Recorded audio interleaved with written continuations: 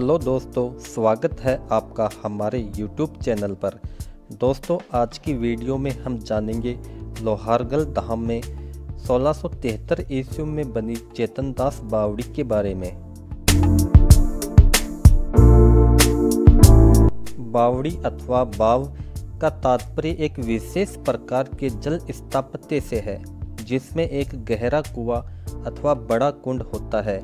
इसमें पानी की सतह तक जाने के लिए सीढ़ियां बनी होती हैं। इन पर अलंकृत द्वार, सुंदर तोरण तथा देवी देवताओं की प्रतिमाएं बनाई जाती हैं। राजस्थान में बावड़ियों के निर्माण में बंजारों का सर्वाधिक योगदान रहा है।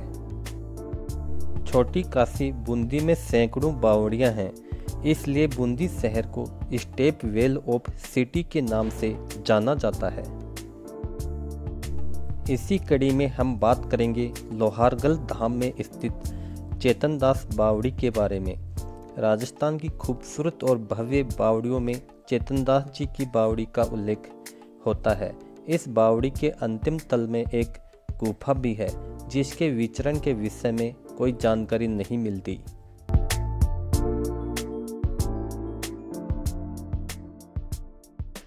इस बावड़ी के तलों और इसकी कारीगरी को देखने पर पता चलता है कि उस जमाने की अभियांत्रिकी भी कम नहीं थी। उस समय के वास्तुकार भी लाजवाब थे। राजस्थान में लंबे समय से कुएं एवं बावड़ियां पेयजल और सिंचाई के स्रोत रहे हैं। बावड़ियां जल स्रोत के साथ साथ लोगों की धार्मिक और सामाजिक जरूरतों को भी पूरा करती हैं तथा प्राचीन काल को भी प्रदर्शित करते हैं।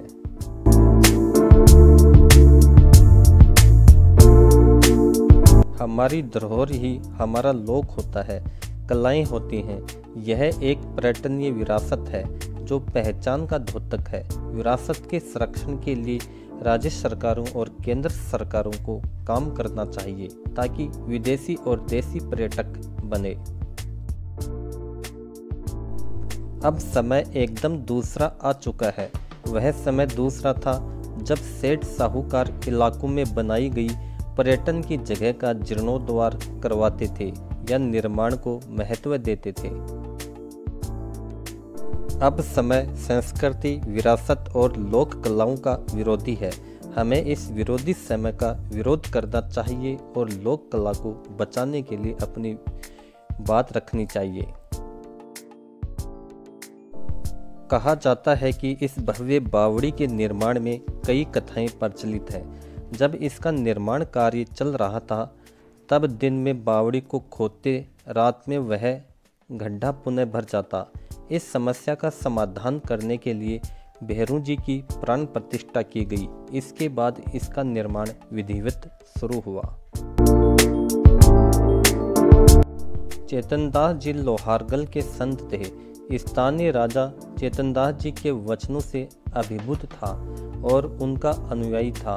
कहा जाता है कि संत चेतनदास जी के आदेश से ही स्थानीय राजा ने इस बावड़ी का 1673 ईस्वी में निर्माण करवाया था।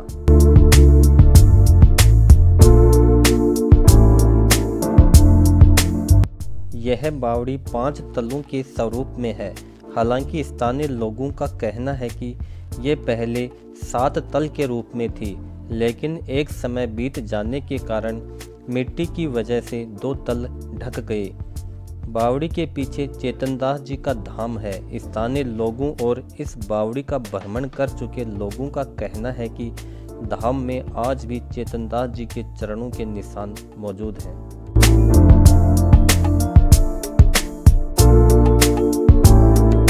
लगभग 1673 ईस्वी में बनी इस बावड़ी के आसपास कई मंदिर, कुंड आदि हैं। नज़दीक जगह बरखंडी के बरखंडी महाराज और चेतनदास जी गुरु भाई थे। इसके उत्तर दिशा में 52 भैरों और 64 जोगणी की प्रतिमाएं भी स्थापित हैं।